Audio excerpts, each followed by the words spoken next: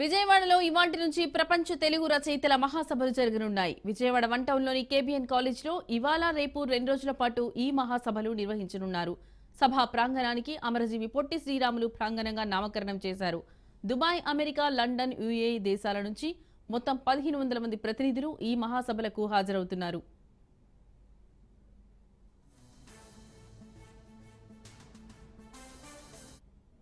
ఇవాంటి ప్రారంభోత్సవ సభకు ముఖ్య అతిథులుగా సుప్రీంకోర్టు మాజీ ప్రధాన న్యాయమూర్తి justice Nuthalapati Venkataramana, assembly speaker Chintakayala Ayyanna Patrudu హాజరుకానున్నారు. విశిష్ట అతిథిగా డిప్యూటీ స్పీకర్ రఘురామకృష్ణరాజు హాజరవుతారు.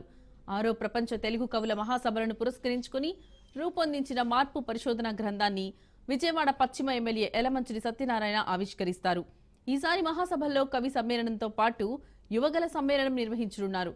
300 మంది విద్యార్థులు హాజరు కానుండగా వారికి ఇక్కడ అవగాహన సదస్సులు నిర్వహిస్తారు.